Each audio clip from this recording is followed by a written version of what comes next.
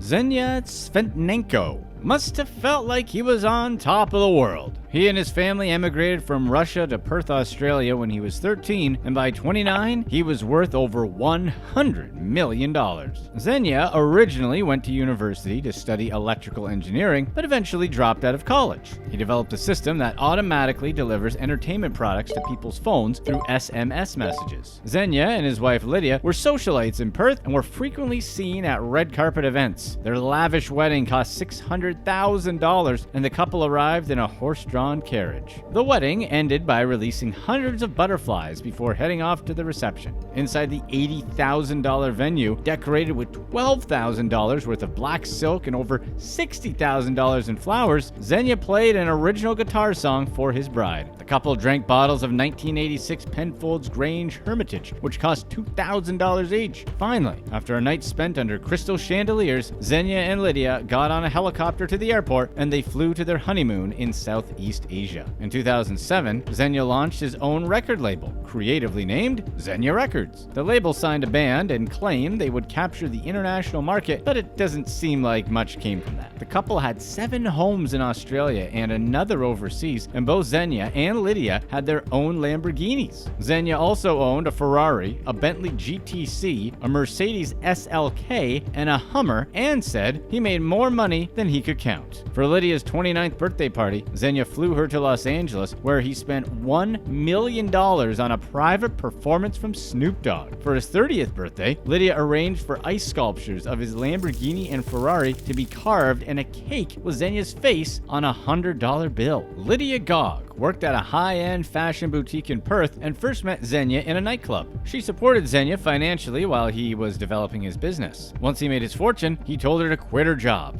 Eventually, Lydia started a fashion company called House of Zhivago. House of Zhivago was sold in over 60 boutiques across the world and was worn by celebrities including Kylie Jenner, Lady Gaga, Katy Perry, Nicole Scherzinger, and Madonna. Lydia has never been charged with any crimes related to her husband's dealings. Still, it's hard to imagine she had no idea what was happening. Considering that she had been with Zhenya since before he first developed his SMS technology, it would only make sense to assume the two discussed things along the way. It would be strange if she never asked how he made so much money so fast. Zhenya may seem like an honest man with a rags to riches success story, but that was far from the case. Zhenya was running a scam where he would subscribe people to his SMS service without their consent. People would receive messages about celebrity gossip, trivia, horoscopes, etc., and usually delete or ignore them thinking it was spam, but they would be charged $9.99 each month. These charges were disguised as random letters or numbers on their bill, so they had no idea what they were or how to get rid of them. Zhenya worked with a man named Darcy Wedd, who owned a US-based company called Mobile Messenger. Darcy was also from Perth, but lived in Los Angeles, California. Wedd was also quite wealthy and held over $3.4 million in real estate in California and Nevada. Wedd drove a Maserati and had an American Express black card. In addition to his telecommunications business, he was also involved in producing movies with Susan Sarandon, Courtney Cox, and Sharon Stone. Darcy's company, Mobile Messenger, knew that Zhenya was considered a bad actor and was well known for auto-subscribing. Even still, Wedd's company provided the US numbers to Zhenya and information to make it appear like the customers had signed up when they had not. If somebody tried to contact the company to cancel these text messages or get a refund, they would usually ignore them. This scam ended up making the men over $41 million. Zhenya and Wedd also laundered their money. They would transfer the cash from one bank account into a shell company set up in someone else's name to conceal where the money was coming from. These types of scams are not uncommon, and the FTC refers to them as negative options. It's not a problem or illegal if a service signs a customer up for a recurring charge. In the case of Zenya's scam, it was nearly impossible for someone to cancel. This has happened in a few other high-profile scams, including Match Group, the owner of Tinder, OkCupid, and Match.com. In 2019, the FTC filed a lawsuit against Match.com for misleading users by telling them they would get 6 months free if they didn't meet someone special. Match.com users had to submit a photo within the first 7 days and then contact at least 5 people each month. When the 6 months were up, the users were asked if they had met anyone, and if they said yes, even if it didn't work out, they were disqualified from the guarantee. The FTC also said it was confusing for customers to cancel their subscriptions. The FTC also sued a company called ABC Mouse, which was a learning program for children, because the company didn't explain they would be be charged after their free trial ended. And once again, it was tough for somebody to figure out how to cancel the subscription. A cosmetic and supplement company,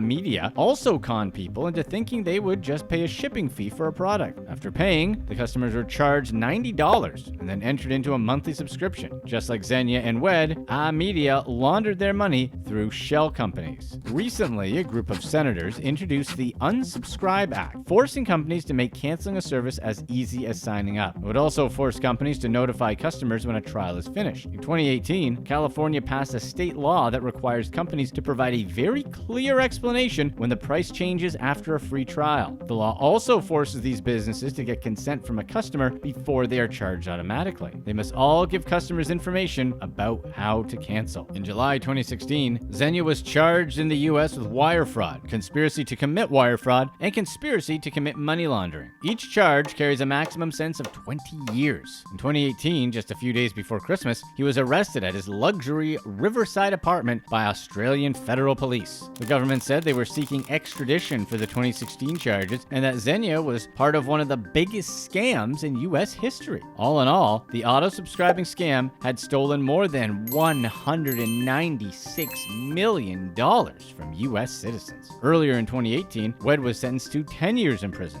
Another man named Fraser Thompson, who worked for Wed's company, was sentenced to 5 years. For the moment, Zhenya hasn't been tried, but he was now in an Australian prison waiting on an extradition trial. Zenya's lawyers were trying to get him released, and Lydia and Zenya's mother wrote letters to the court showing he should be granted bail. The judge denied it and said Zhenya was a flight risk. Zhenya would have to remain in jail while he fought his extradition case. Zhenya was being held in Hakia prison. The man who once hung out with actors and musicians now hangs out with accused serial killer Bradley Robert Edwards. His lawyers claim that Zhenya had a spinal condition and suffered depression, anxiety, and panic attacks. Lydia asked that he be released because his children had been experiencing negative emotional and mental impacts since he was put in jail. She said she had noticed changes in the kids and was worried about how they would cope if their father remained in prison. The accused scammer applied for bail 2 more times, but they were also denied by a judge.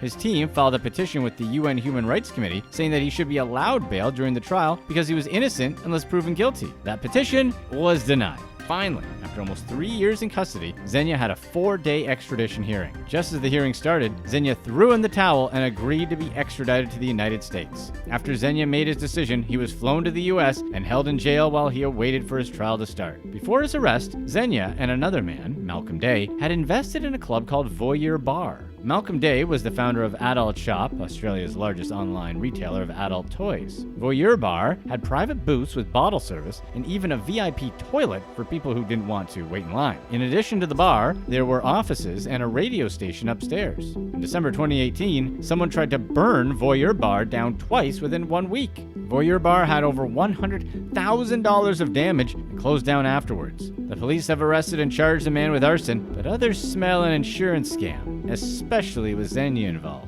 Lydia initially seemed to support Zhenya, even though the couple had split up shortly before he was arrested. She had gone to his hearings and wrote a request for Zhenya to be released. When Zhenya finally surrendered, Lydia wasn't there to support him. Shortly after Zhenya was extradited to the US, she was spotted with a new boyfriend named Ben Newport. Lydia was still running her fashion label and recently posted photos on her social media in a wedding dress. She does have 2 children with Zhenya, and after they split up, they said they were on good terms, but it's unclear if she remains in contact with Zhenya now that he's in the United States. What's clear is that Lydia realized time was running out for her husband after seeing Wed and Thompson get charged and convicted in the US. Maybe she didn't want to risk her business becoming involved with bad press coverage. Zhenya was tried in the United States and pleaded guilty to conspiracy to commit wire fraud and money laundering. He admitted that he knew what he did was wrong, but justified it because it wasn't a lot of money. Zhenya went on to say that he was fooling himself, was ashamed of what he'd done, and always knew it would catch up with him one day. The scammer asked to be released back to Australia because he had served almost 4 years already. Before he was sentenced,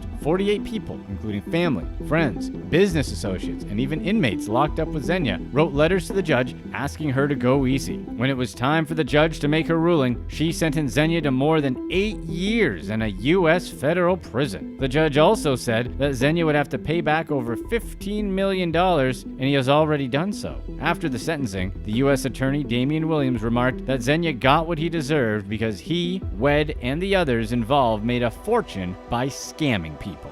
Click to watch one of these next videos. Let us know in the comments section what you'd rather do. Pay $1,500 for lifetime access to Netflix or pay for a monthly subscription.